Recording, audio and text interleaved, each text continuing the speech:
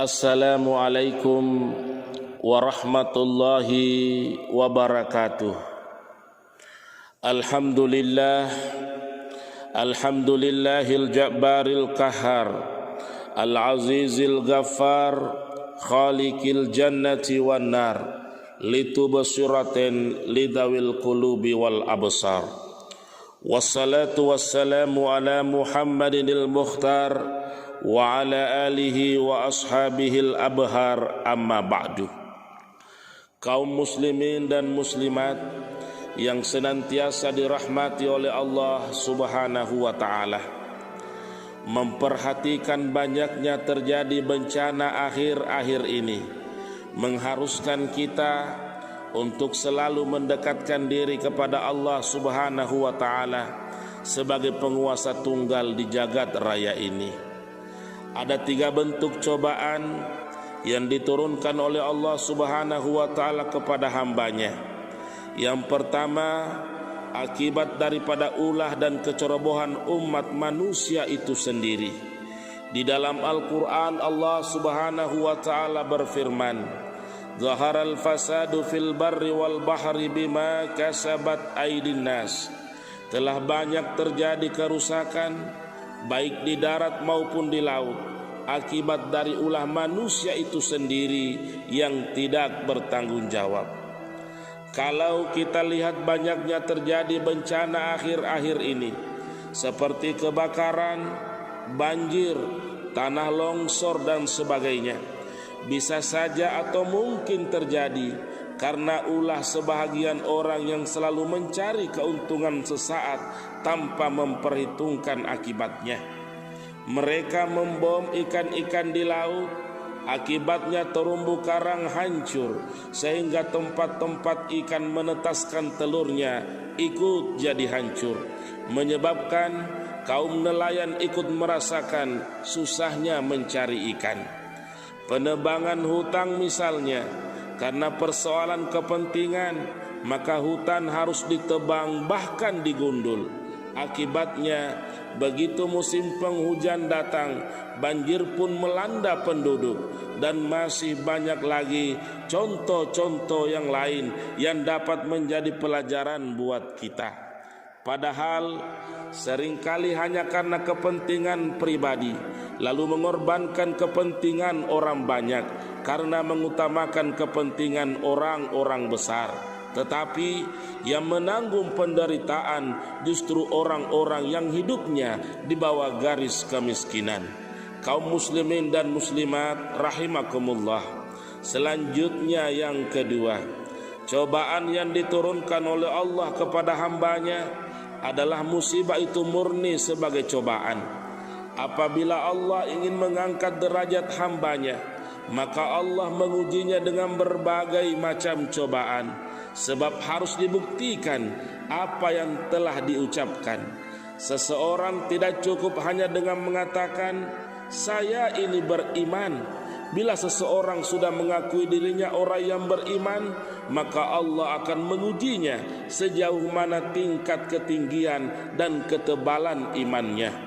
Allah Subhanahu wa ta'ala berfirman, ahasiban nasu ayyutraku ayyakulu amanna wahum la yuftanun. Apakah manusia itu mengira bahwa mereka dibiarkan saja mengatakan kami telah beriman sedang mereka tidak diuji lagi? Maka jawabannya adalah tidak. Kaum muslimin dan muslimat yang berbahagia, semakin tinggi iman seseorang, semakin besar pula cobaan yang menimpanya. Bagaikan sebuah pohon yang rindang, semakin tinggi pohon itu, semakin besar pula angin yang menerpanya. Begitulah orang yang beriman. Jikalau kita baru dicoba dengan cobaan yang ringan, namun tidak mampu untuk bersabar, malahan menyalahkan Tuhan, maka hanya sebegitulah ukuran iman kita.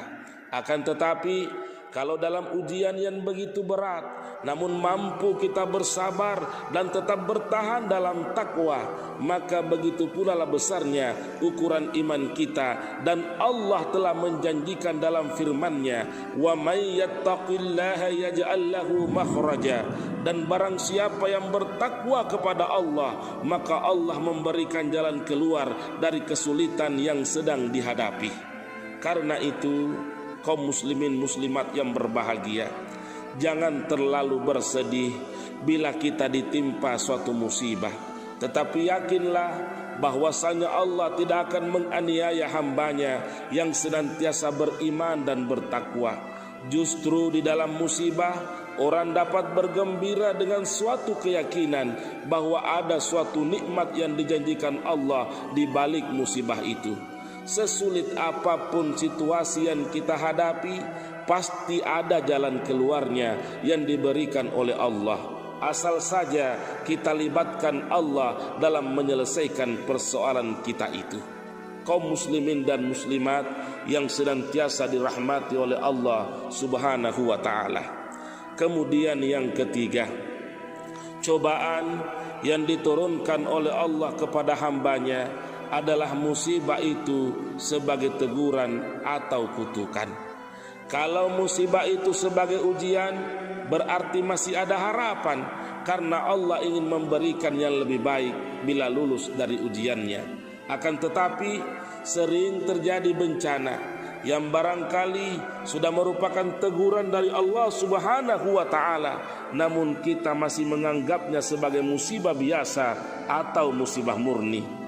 Jarang sekali ada orang yang berpikir bahwa itu merupakan teguran Allah. Lalu ironinya, jika bencana itu datang, kemarau berkepanjangan misalnya, baru mengumpulkan ulama untuk melakukan istighosah, memohon kepada Allah agar bencana itu berakhir. Bukannya melakukan introspeksi, melakukan evaluasi, melakukan perubahan tingkah laku. Padahal Allah Subhanahu wa ta'ala telah mengingatkan kita di dalam Al-Quran pada surah Al-A'raf ayat 96. Walau anna ahlal qura amanu wattaqaw la fatahna alaihim barakatin minas sama'i wal ard. Seandainya penduduk suatu negeri tetap beriman dan bertakwa, niscaya Allah akan bukakan berkah dari langit dan bumi. Demikianlah yang sempat kami sampaikan. Mudah-mudahan melalui evaluasi dan introspeksi diri kita mampu melihat kenyataan yang ada dalam menyikapi terjadinya suatu musibah.